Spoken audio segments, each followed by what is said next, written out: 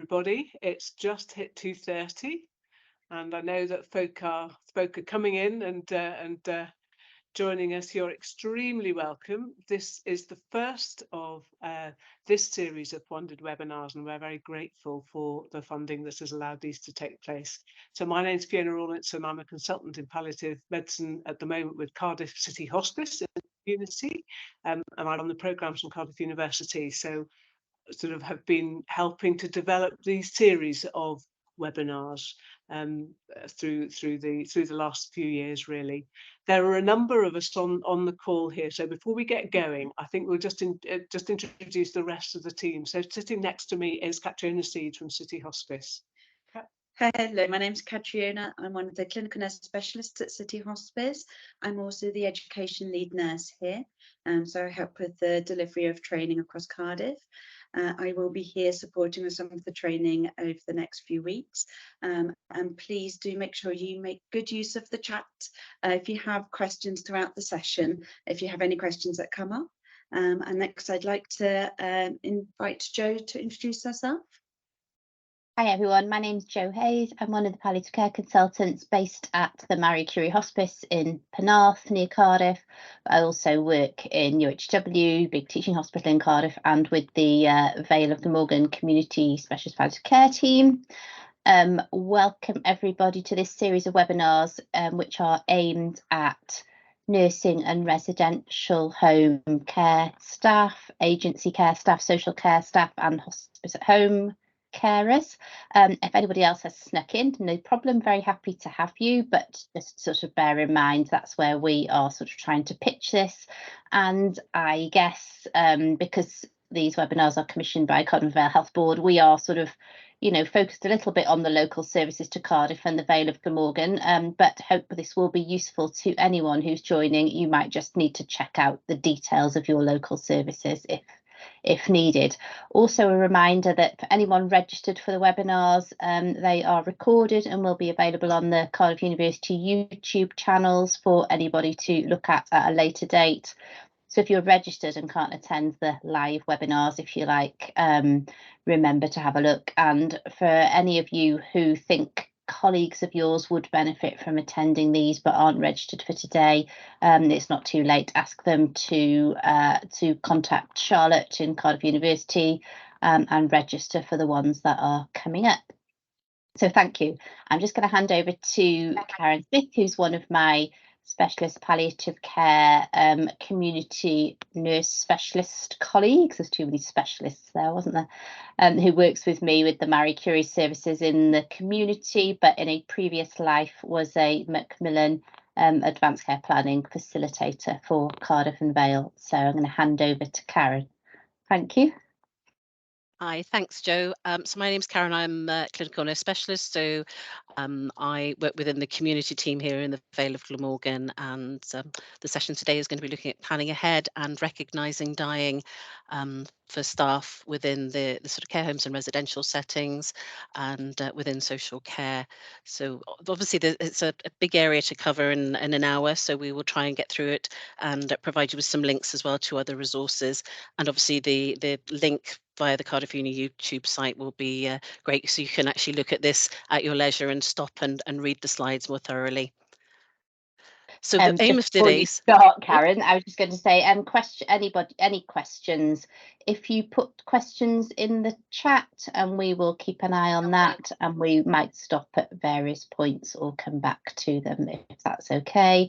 If anybody wants to, you can't put your hand up and speak, I'm afraid, because you are disabled at the moment. But I'll hand over to Karen to carry on. Thanks. No. Thanks, Jo. So yeah, if you've got any questions, please just pop them in the chat. So today's session, we're going to think about why we might need to plan ahead and what might be some of the benefits and the barriers. We're going to look at how we might recognise when we need to start planning ahead and look at what we do with that information once we have it about the people we're caring for. So I thought I'd start off by asking you if there might be some things that you would want to know when you're starting to look after somebody. What would be the things that, if someone has maybe moved into your care home, your residential home, what would be the things that would be at the top of your list of things that you want to know about that person when they move in. And I'm hoping that Charlotte's there to provide our resource where you can pop that in and just give me some answers and just let me know the sorts of things that would interest you. So just give you a little time to put things in, hopefully. So that's the only problem with this is is there other people putting things in? They should be able to enter their responses now. So I've launched it. I'll Fab. share the results when they can. Lovely. So just think about the things.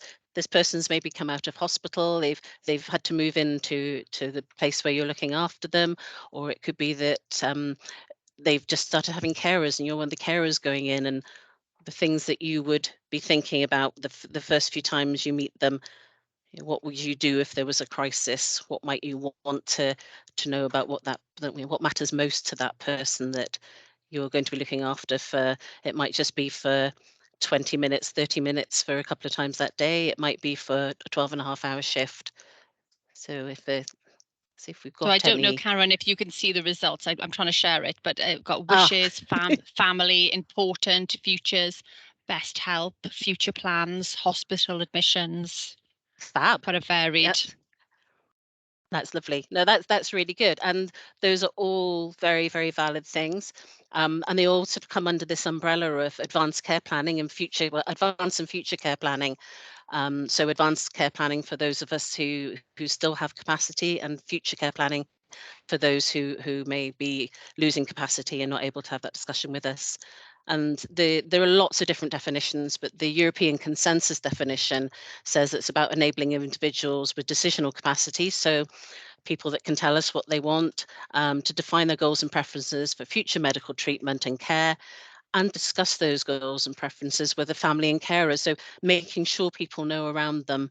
And you know that if you're looking after somebody, that it's always good if the family are on board with what's happening. It makes your job a lot easier.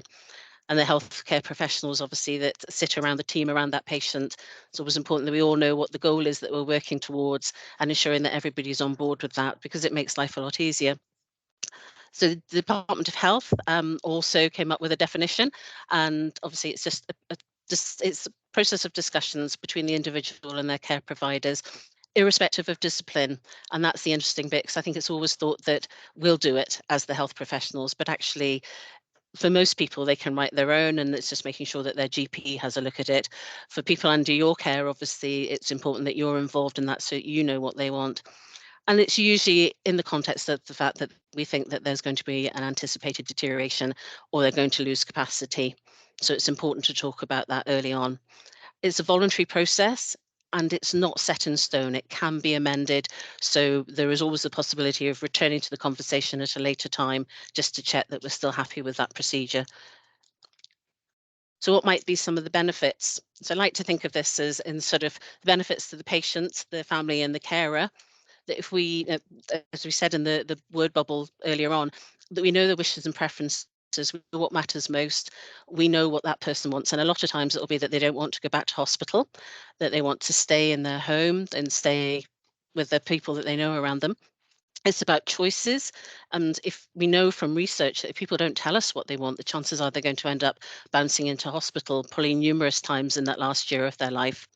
It's about shared decision making for the family and the carers and the patient, so that we all know what we want and we know what the patient wants, and for them having some control at a time of their life when they might not have a lot of control over things. They might have been moved into the home, they might have had to give up their pets, their home, their things, and now they don't feel they have any control. So it's making sure that they feel that they're involved in their care.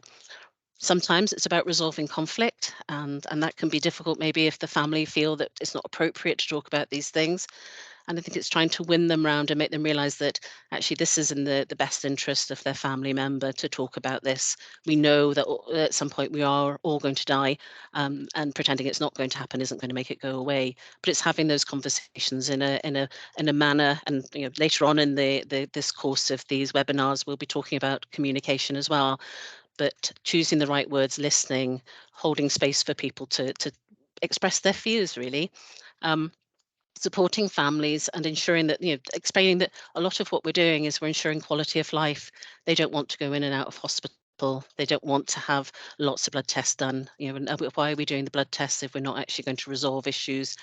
And hopefully we're improving their experience, improve that quality of life, improve the patient experience.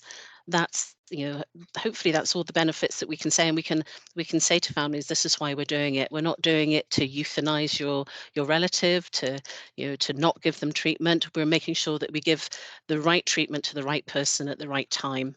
And for us as healthcare professionals, it gives us clarity. We know where we're going. We've got that direction. It's a collaboration between ourselves, other members of the team around the patient and the family. It's patient-centered, which is what we should all be.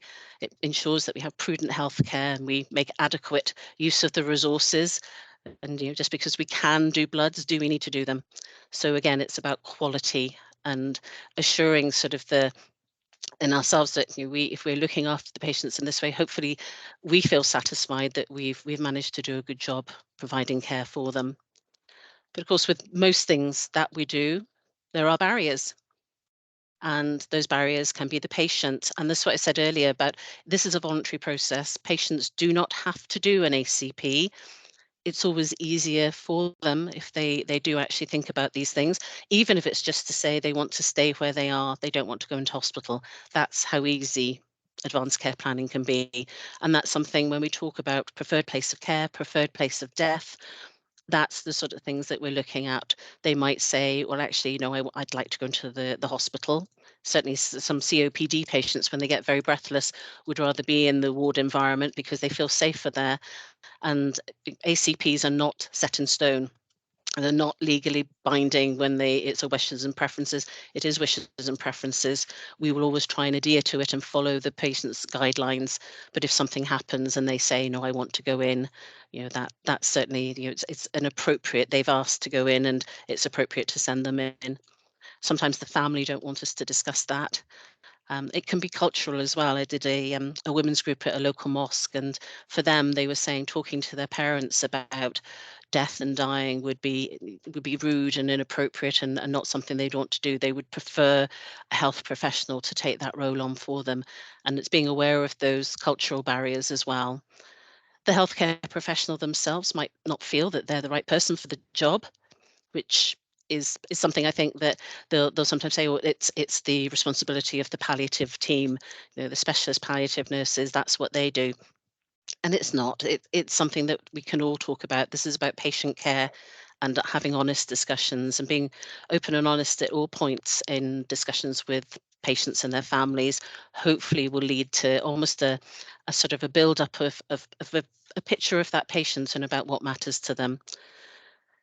We might not feel we have the competence to talk to the patient and their family. We might be scared of some of the technical terms that we hear bandied around by the sort of doctors and think, oh, well, no, we can't talk about that. It's got to be the doctor. But we can start the ball rolling. We can find out if, recognize the signs and start getting the people in place. If we don't feel confident, can we sit in the next time someone has that conversation? And if we, and I know Kat will agree with me, that if we are in the homes and you see us walking around to go and see a patient and you want to come and sit and shadow us, we don't mind you doing that. That's not a problem. They're the resident in your home, and it's good for you to be involved in the discussion about their care as well. You have to feel confident, and I think that sometimes it's easier to be confident when you've seen other people have that conversation. So if you see us out and around in the homes and you think, well, can I come and just spend some time watching what you do? Come and talk to us, and that's fine.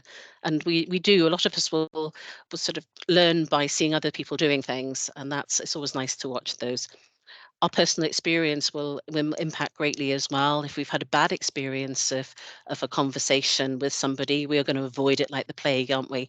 We're not going to want to approach that again, because it's all those bad feelings will come back.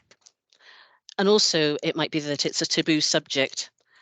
And I know certainly within my family, these sort of things didn't get discussed because you talk about them, they'll happen. And we know that doesn't happen. I always joke and say, I talk about dieting all the time. It still hasn't happened, but I live in hope. But talking about death doesn't make it happen.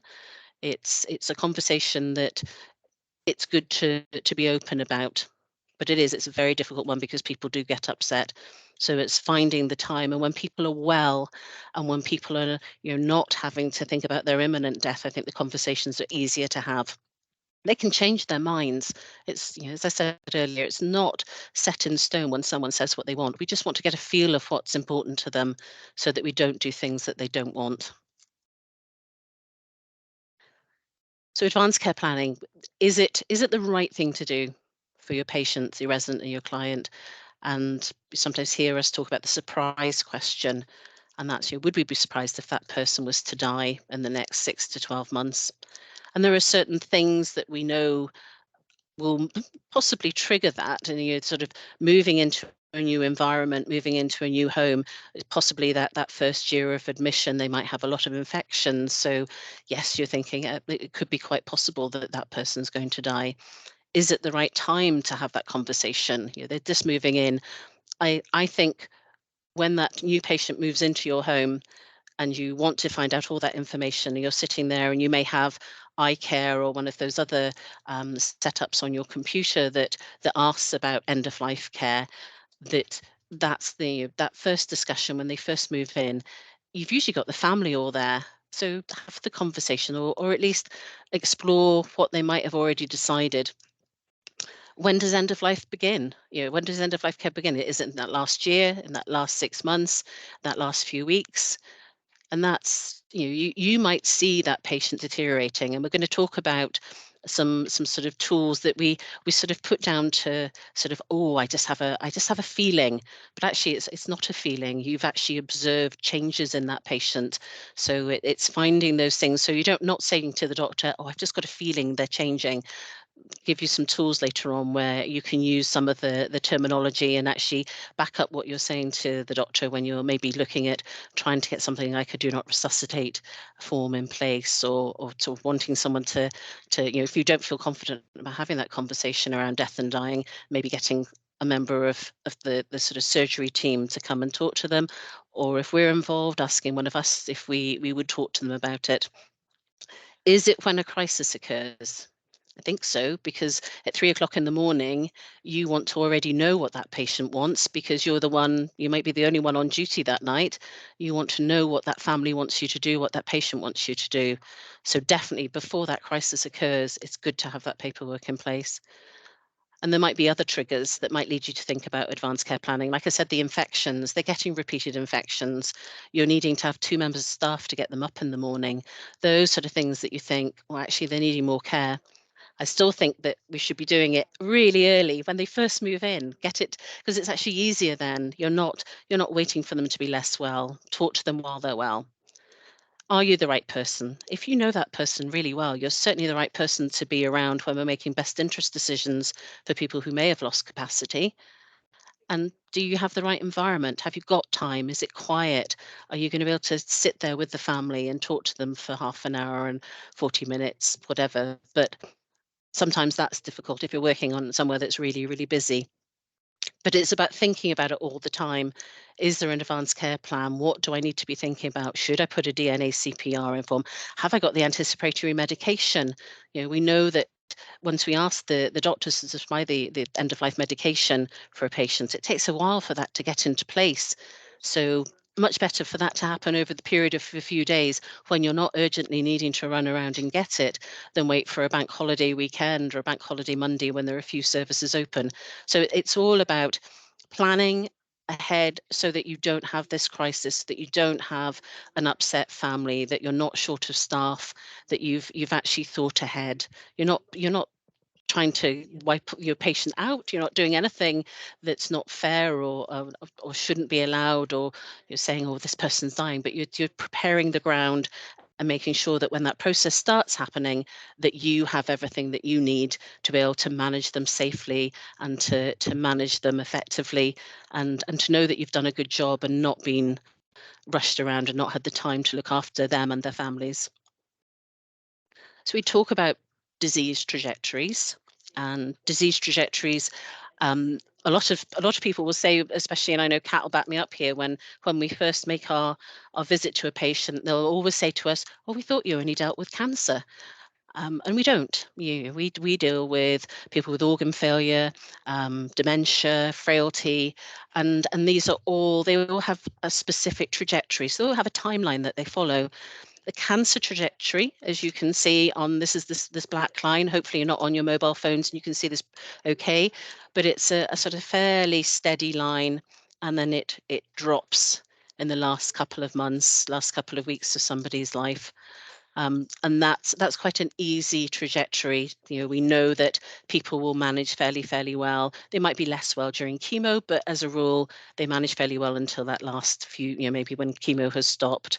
We have our sudden death trauma, and when we talk about death and dying, there are different types of death. That sudden death, the expected deaths, and sort of the deaths that we try and prepare families for. And if you look at the physical and cognitive frailty, this wavy blue line at the bottom, that's not just a roller coaster. That's like a river going, isn't it?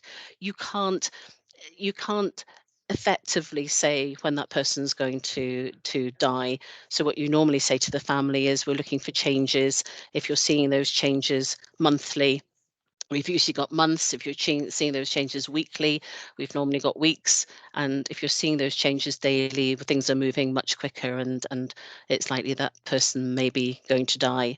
And so it's recognizing what sort of pattern. And our organ failure, so our heart failure, our kidney failure, this red line, a little bit like a roller coaster. This are COPD patients. They have an exacerbation.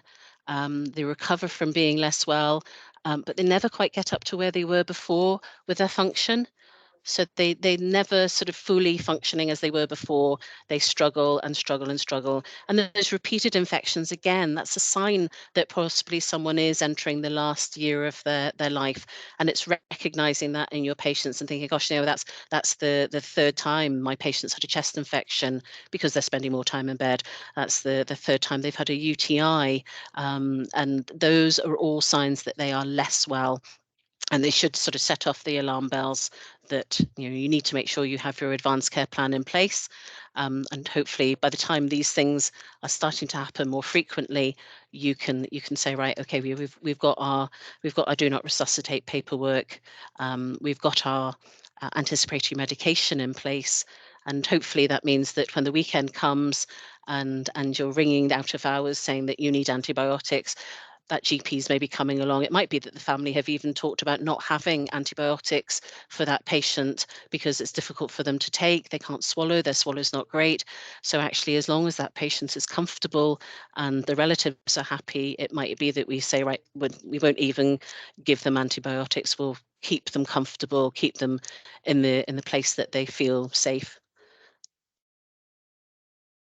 So there was NICE guidelines a couple of years ago that was saying that we should be talking early on to people that are living with a diagnosis of dementia and their carers about the benefits of planning ahead. And sometimes by the time that person has come to you in the home, that discussion, the time for that discussion is gone. That person is not able to take part in those conversations.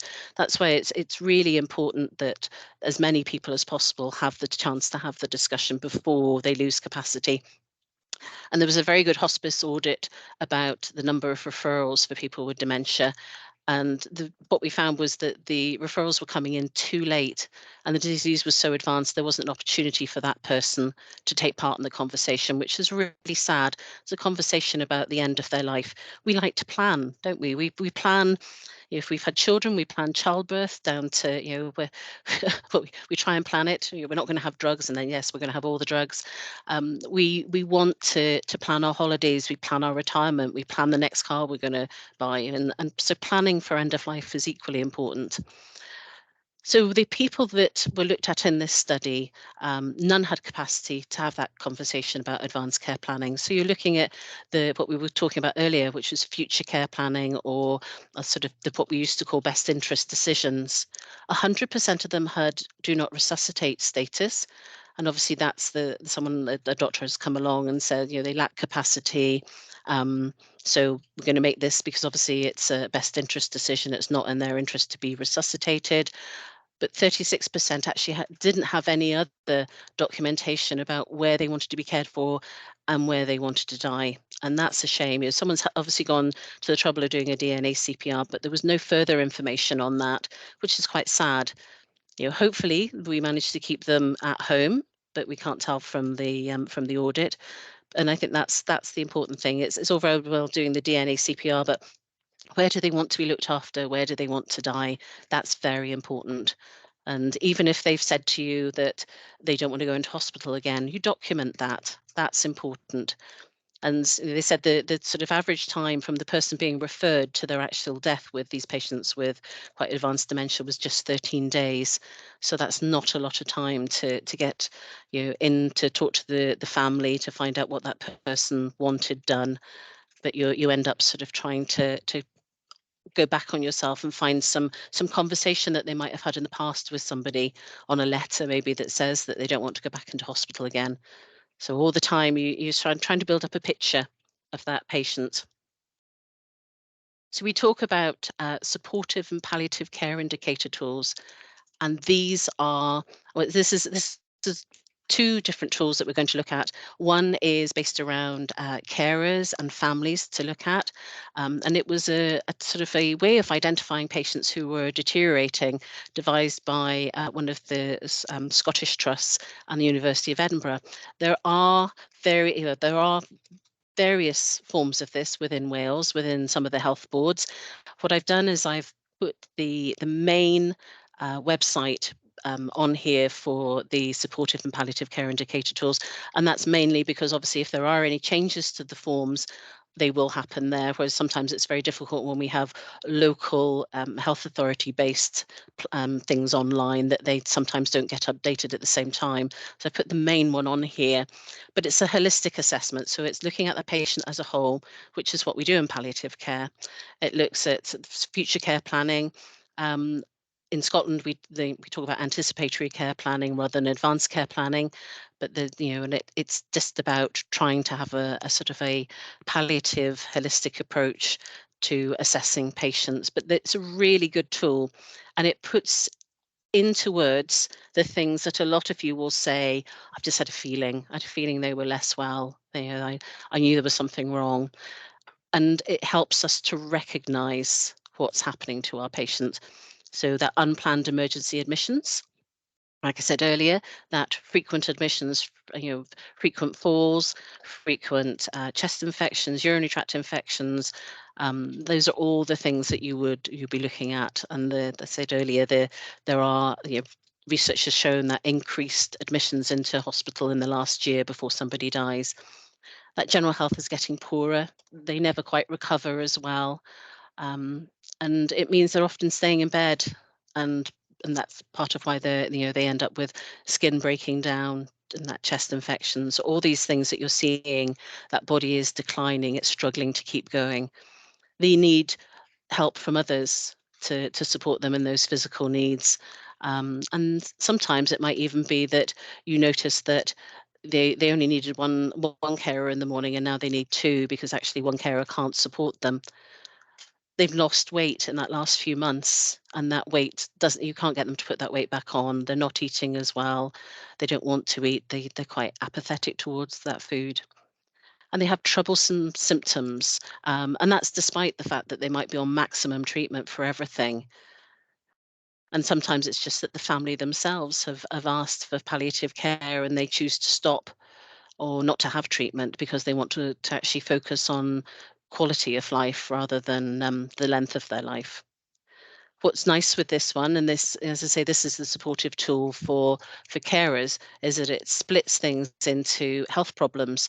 So you can look at this if the person has cancer, if they have dementia, if they've got nervous system problems like MS or stroke or motor neuron disease, if there's heart or circulation problems, lung problems, kidney problems, liver problems. This is all split into each of these health problems, and you can see there's very similar patterns. That they're unable to walk, unable to dress, less able to manage. Physical and mental health is getting worse. So all of them are very similar. And when we look at the disease trajectories earlier, you see that once they start to decline, there is that decline. Yes, they might perk up for a little bit and then again get another infection and become unwell.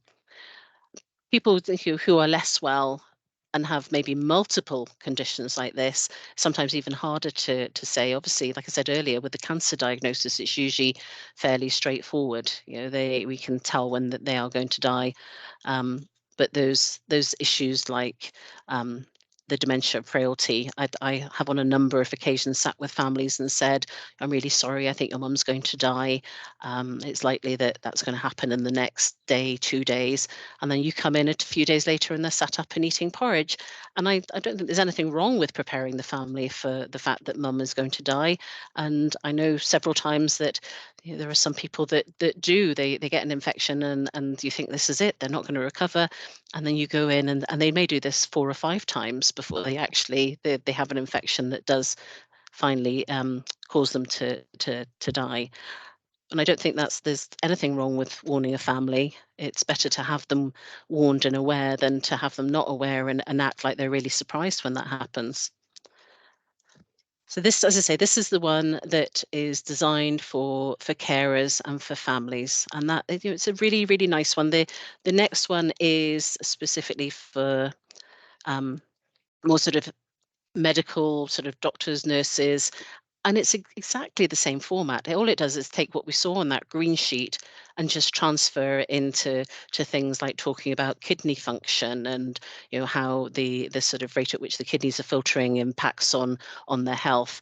So again, it's when you're saying to the doctor, or you don't need to say, oh, it's just a feeling. You can say, well, actually, they've had more infections. It's taking 2 staff now to get them up and out to the toilet when they need to go. They're not managing to eat for themselves. We're having to feed them. They're struggling to swallow. We can hear them coughing, and we know that they're probably choking on just their drinks and food.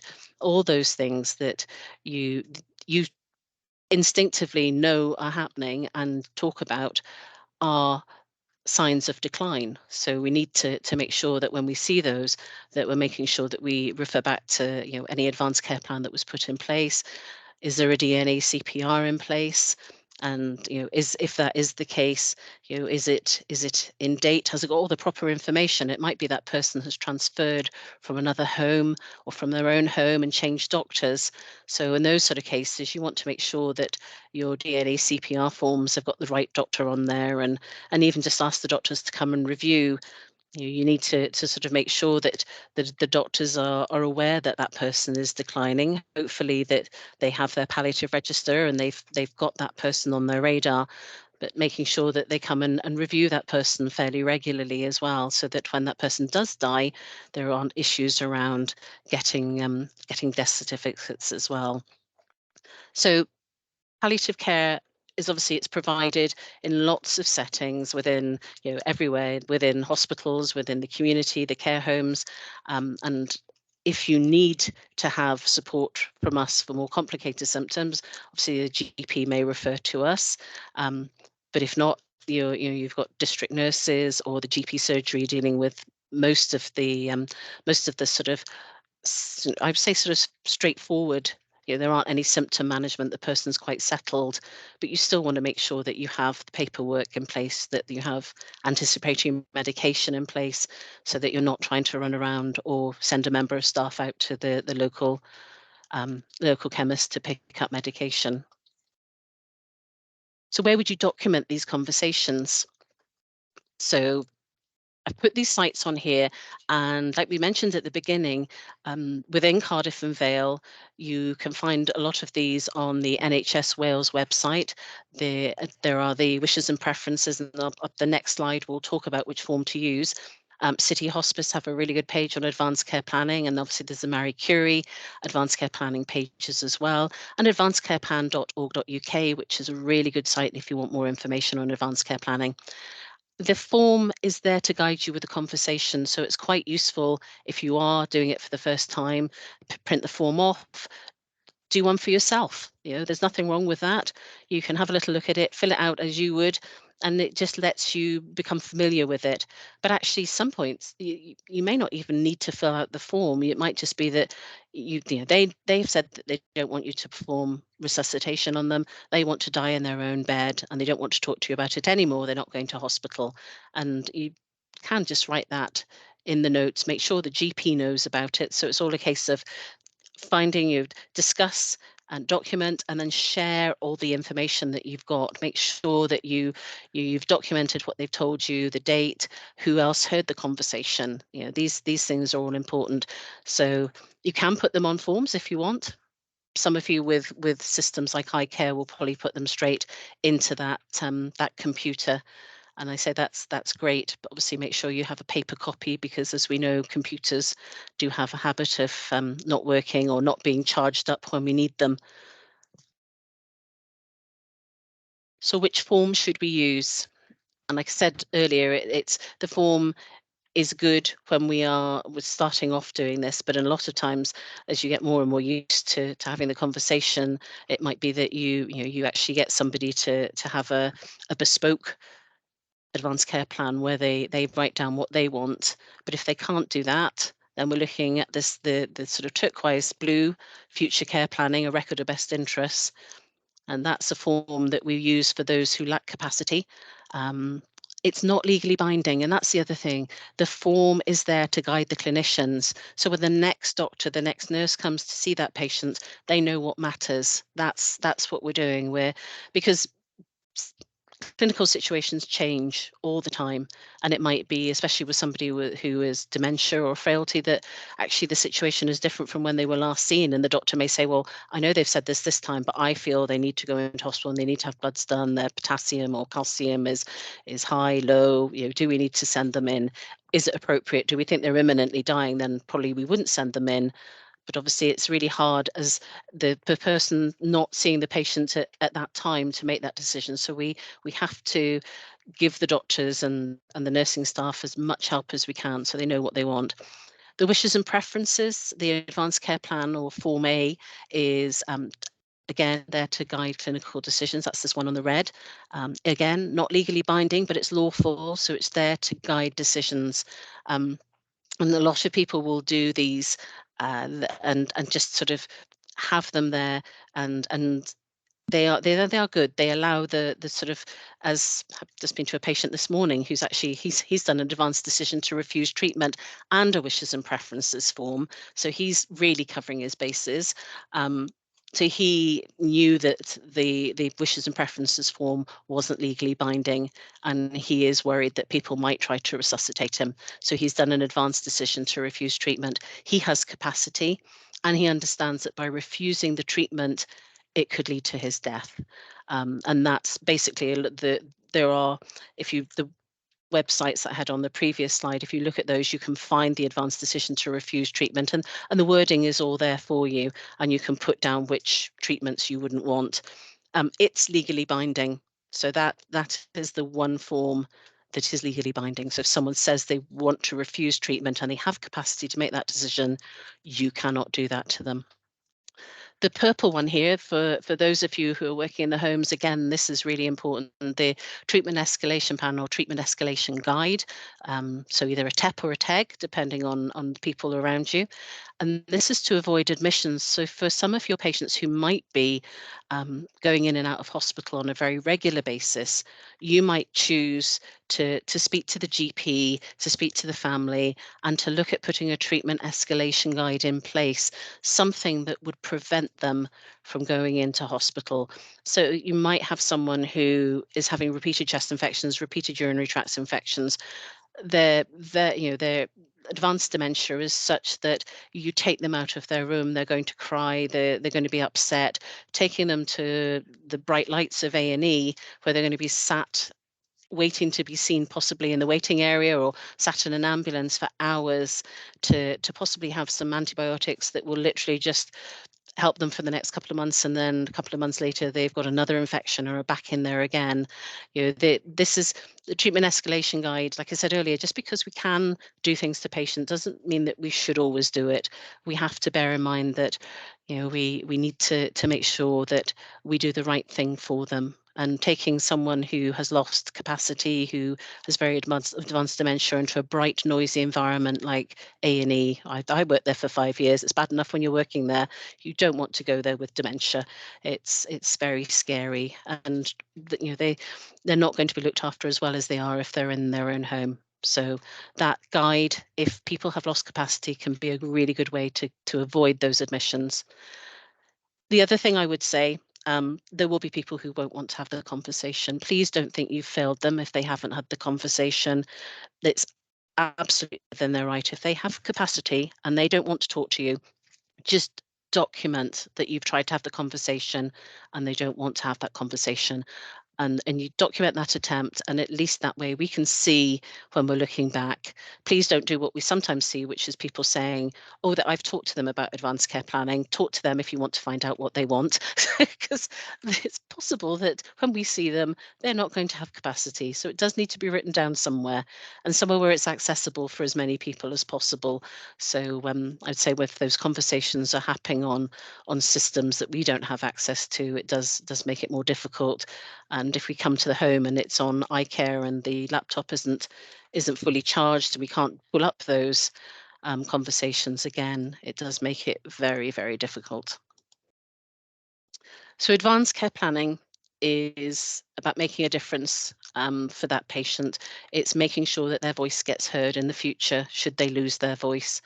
And it's something that should be done the minute they step foot into an environment where there is a sort of a care home environment, or certainly within, I would hope within about a month of them settling in, you need to find out, because there's going to be a time when you're going to be asked what they want, and being able to pull up that information or to know that you're supported by the family is going to lead to better outcomes for you when you're 3 o'clock in the morning trying to decide if you're ringing the family.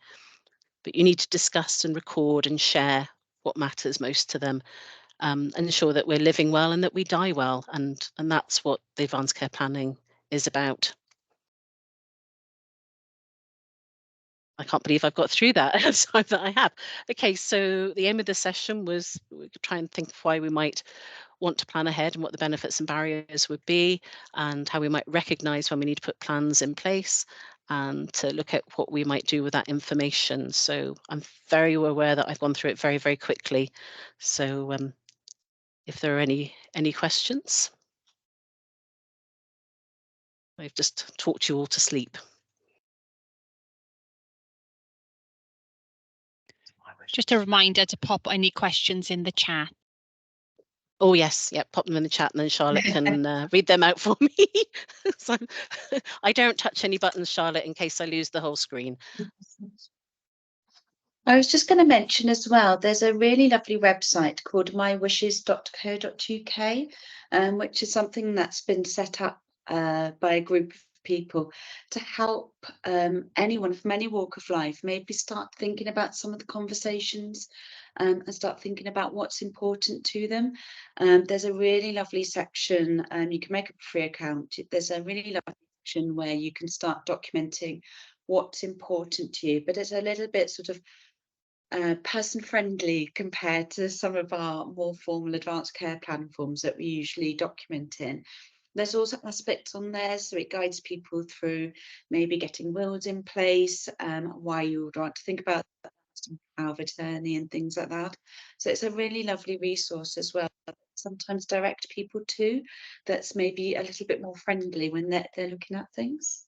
Yeah, certainly the advanced care planning one, that the Wales one is nice and friendly, isn't it? That Yeah. the my decisions one, my patient, that's where he got his ADRT one form, I think, this morning, I think, looking at it. But it is, and a lot of the forms are very medicalised, and we used to have a very simple wishes and preferences form, and but that's why I say the forms are there they're there to guide us, but actually sitting down and just writing down the things that are important to you, and making sure that you share that with those around you is sometimes as valid. And I know when in the care homes, I think a lot of the ones use iCare, don't they? And they have a section in there about planning for end of life care.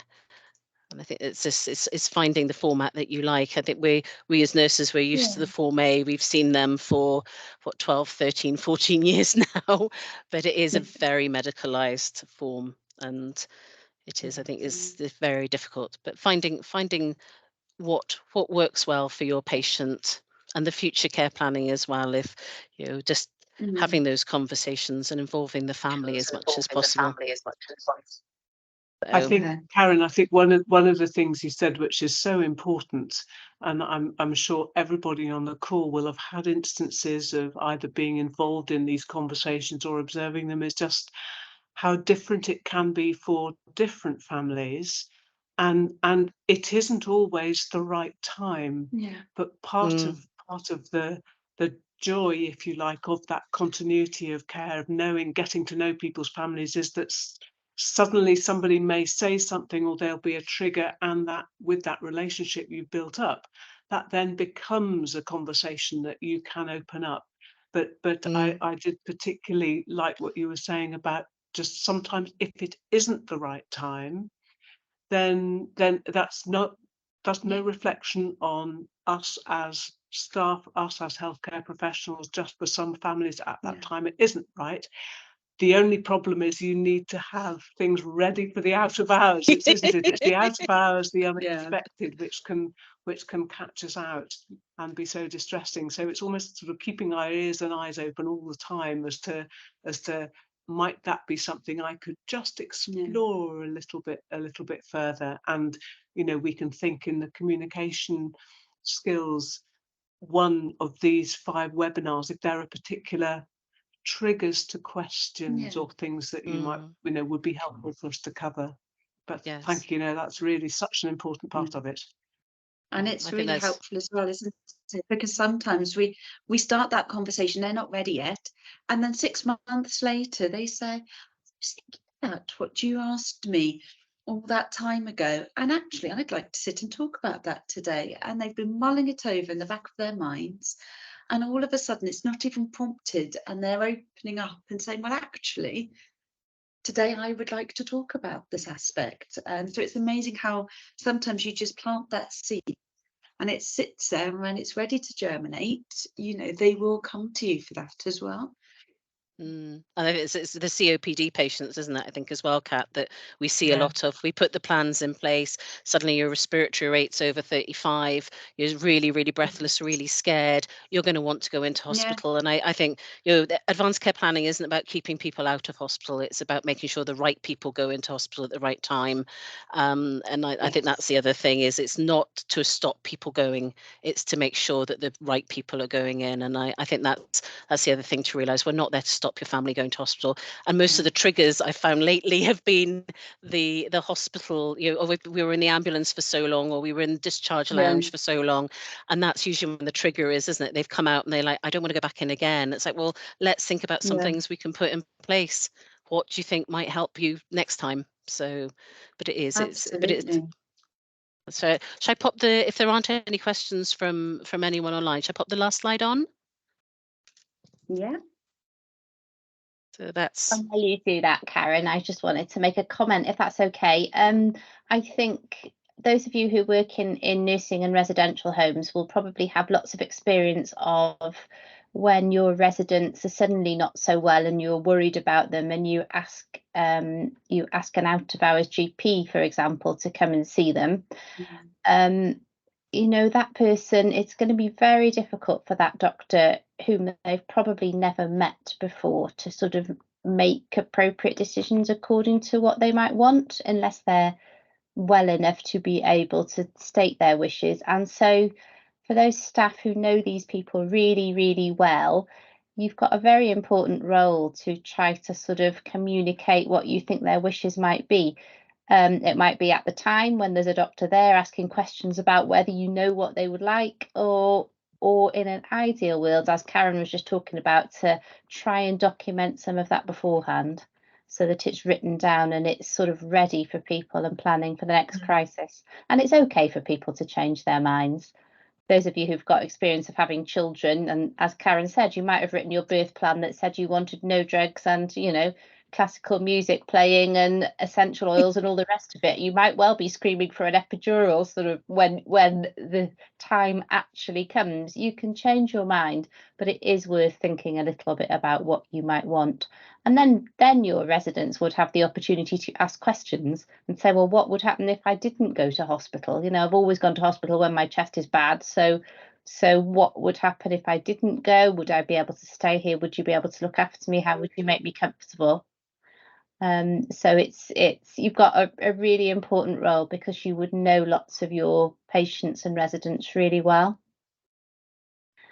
Is anybody happy to sort of, we'll come to the questions in the chat now. Is anybody happy to put into the chat whether they do any advanced care planning with their residents or patients on what sort of things they do? And someone has their hand up as well. Charlotte, are you able to unmute people at all? There we are. So Francis, really you should be question. And sorry. Francis should be able to speak now. If you want to disable your mic, Francis, if you want to ask a question.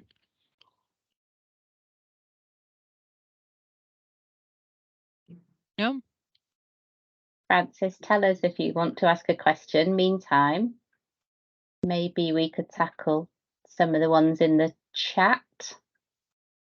Karen, I don't know if you want to comment, or Fiona or Kat, how to handle a patient who's afraid to die? I think with patients who are afraid to die, it is really difficult. There might be a long-standing history of trauma, or they've witnessed a particularly horrible death in the past. So it's trying to find out what the root cause is. We might not be able to find out what the root cause is because they might not be able to tell us. We obviously have medication that we can use to help people to sort of be calm and hopefully manage that. Because the other thing we don't want to do is we don't want to look like we're sedating someone unnecessarily. So it's obviously something that we normally do very gently and with the support of the family and the people that know that person. But yeah, it can be it can be very scary for some people, and I don't think we should ever underestimate.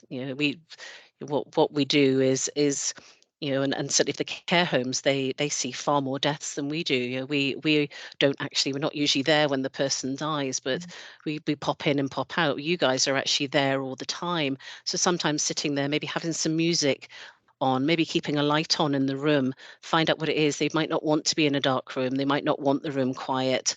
So can you pick up from how their facial expressions? Have you even just put them on the wrong side and they don't like lying on that side, but you've done it because the nurses have said, oh, you've got to keep them off the pressure areas, but they don't want to lie on the other side. It's trying to work out, is there a specific reason for that I'm sure my colleagues have got equally valid bits and pieces that they've gathered over the years. I think it's worth asking people. Sorry, do you want to go first, Kat? Or? I was just going to say, just leading on from what Karen's just said as well, it's so important to communicate. If we don't know what stage this person is saying they're afraid to die, this could be months before their death may be coming.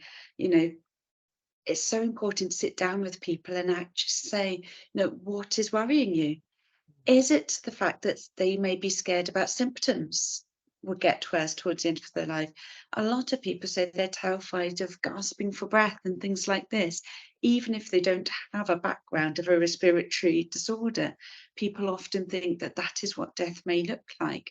But also it can just be purely what's going to happen to their loved ones. What else is going on in their lives that they could be worried about? And I think just taking that time to sit down with someone and just ask them that question, what does worry you? And allowing them to communicate with you. And Benvenu, I hope I'm saying that correctly, has added an extra bit here in the chat saying, can we connect them to their spiritual leader? And absolutely, you know, it may be that they would want to speak to someone from their own faith to help them explore some of the issues. And maybe there is something based on their faith that they're worried about, or that is causing them to be frightened. So, you know, that is such a valid response as well. And I think to add to that sometimes, and again, you know, you guys will be seeing this all the time, don't forget that sometimes people may not necessarily have articulated, have spoken about their fears to their family. So sometimes their family will be hearing some of this for the first time, but it's about asking those open questions. And it may seem a funny thing to explore why people are frightened, but actually, unless we try and explore it, we won't know. I've had situations where actually people have had a sudden question about their faith and about their afterlife because of things that have happened in their life to that point that sometimes families haven't been aware of. And it just, if it doesn't come out, then people are afraid, and then the impact of that on symptoms at the end of life is often a little bit greater, because people can sometimes be more distressed at the end of life and need slightly different medication, which again, if you know about, we can plan for, but unless we explore it sensitively, we're not going to know. It's a really, really important question, though, because it's such a fundamental question, isn't it? And a really important question to ask and to think about, but then also to share within your teams. So to share within the team looking after that person at that time. So I completely agree with Kat. Really, it's important to ask people what they're frightened of, because often I find that people are not necessarily afraid of being dead. It's the process of dying. And then you can reassure them in a realistic way. I'm not suggesting anybody promises anything that can't be delivered, but you can reassure them about the things that you can do, so that you would be with them, that you would ask for medicines to be available should they need it, that you would keep a close eye on them and let their family know if you thought that they were more poorly, or whatever it is that you feel that they need reassurance about, that they won't not be able to breathe or to get a breath at all at some point, because you will be able to give them medicines to help them to relax.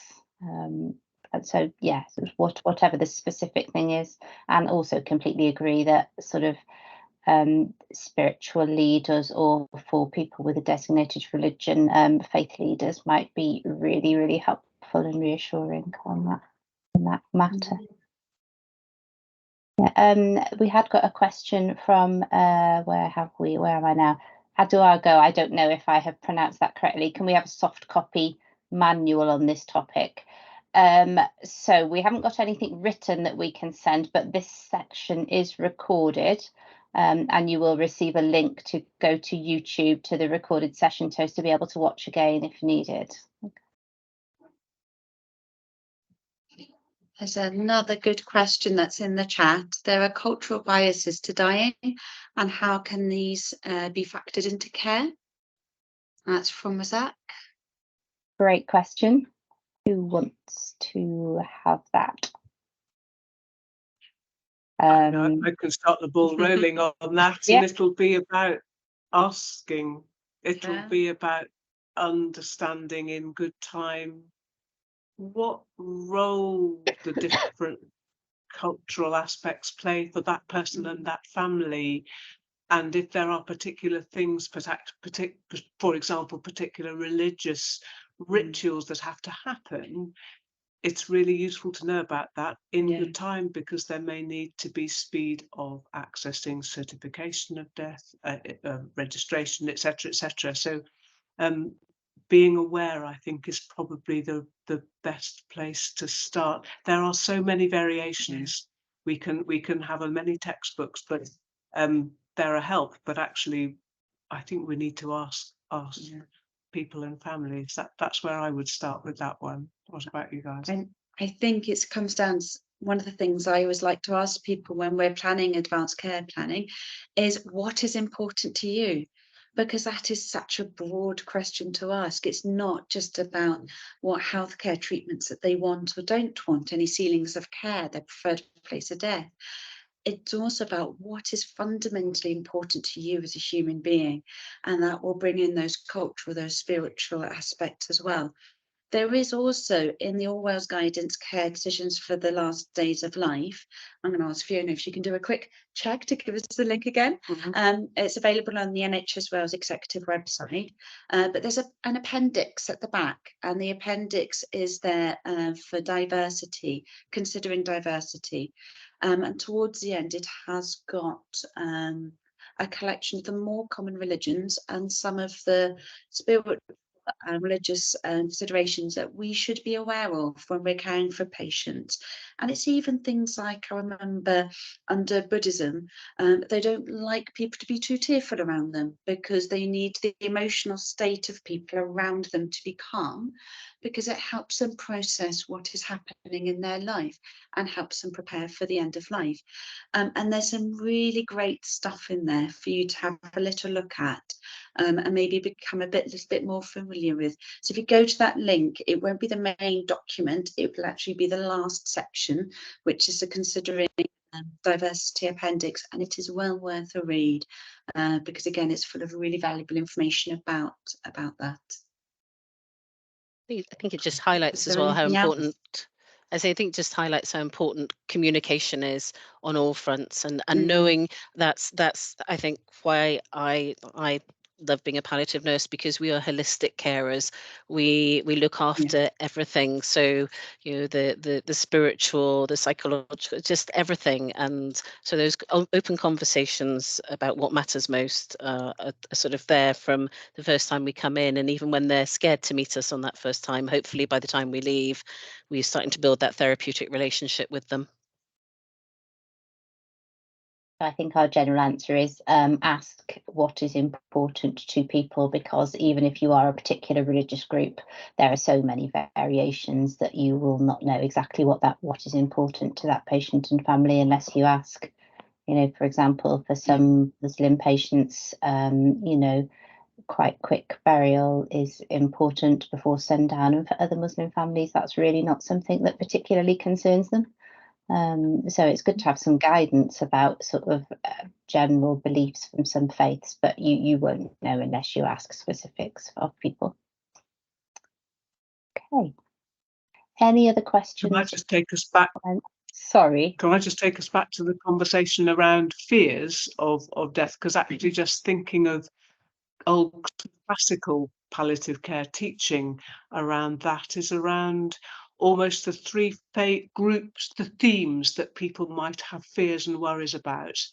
And they sort of go into, are people fearing about what happens up to the point of death? So symptom management, planning. Are people frightened about what happens actually at the point of death? How will people know that I've died? What does it feel like? How do you tell? How can you make sure that I've died? Sometimes people are worried about that. And then sometimes the third element can be actually fears and worries about what might happen afterwards.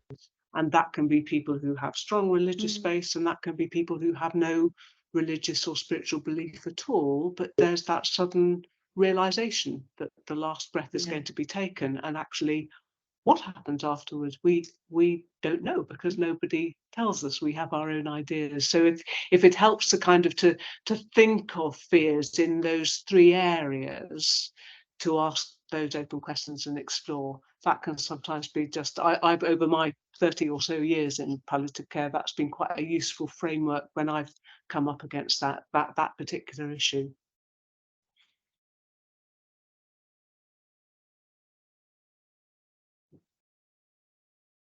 Okay, I think it's gone past. I'm not sure I can see any particular questions that we haven't yet answered. I don't think anyone's got their hand up. Frances, you had your hand up at one point. Sorry to put you on the spot, but if you do want to speak, pop it back up and we can unmute you. If not, I'd be really grateful if everyone could complete the evaluation, because it's really important to know what you think of the session that you've just had, what was useful, what wasn't useful, what other things you might like to cover. And that would sort of encourage us and Cardiff University and our wider teams to perhaps, you know, be able to produce and deliver more of these. And we would be really grateful if you could join us again next week, where we're going to talk same time, same place about pain control, breathlessness, and the use of morphine. Okay. And thank you, Francis. Francis has popped in the chat, observed that people at end of life care actually desire something higher to fill their minds and relieve their emotional burden and lift their fears. So what should we do at that point? I'm going to say part of my response to that is just kicking off a quick response, because it's such an important question, is just part of it may be how we communicate and sit with somebody and listen to how they articulate that, how they say that. And at the risk of kind of being a bit of a teaser, I think that will be really valuable to talk on our 7th of December session in the communication skills session. But I don't know if others on the call. So Karen, have you just in your experience, what would you add to that for Francis's point? I think it's so important for families and friends to be aware of what's happening, and to also being careful of the conversations that are had around the person when they're dying. You know, there are a lot of times people will, over the top of the person who's dying, will say, "How long do you think they've got?" It's like, I don't think those sort of conversations help. So I think it's being sensitive to that as well, isn't it? And I know we've all been in those situations where we've said, well, maybe we should have this conversation in the corridor. That might be a little easier, and sort of having hushed tones in the corridor. But it's finding out. I think if you know your patients and you know your residents in really well, hopefully you can support them through that. You know, it is a privilege to sort of be there for someone as they leave this life. So, you know, it's trying to make sure that we do all the things that we can to make it as easy for them as it can be. And as I say, whether that's spiritual needs or psychological needs, or just having someone there holding their hand while the music plays in the background, and you know, hopefully they're sort of listening to the things that they like, even if that is, you know, the Foo Fighters, you know, Carry On. That's so. But hopefully, I was just listening that when we were saying about dying. It was that, I think it's Spike Milligan, wasn't it? I'm not frightened to die. I just don't want to be there when it happens. And I think, you know, that's where a lot of people start to feel, don't they? You know, I'm not frightened about it, but actually, when they're faced with it, that's got to change. But I think it's just keep the communication lines open and talk to people. Yeah. And listen. Yes. Listen. Talk and listen. So thank you very much to everybody for spending an hour of your time this afternoon, because I'm sure you are all very busy. So it's great that you've been able to spend an hour listening to some of this stuff with us. I hope it's been useful. And thanks also to some of the managers that will have supported their staff having an hour to do this afternoon. I hope that you sign on for the next one and the rest of the webinars in this series. Thanks very much. Charlotte, anything else that we need to cover?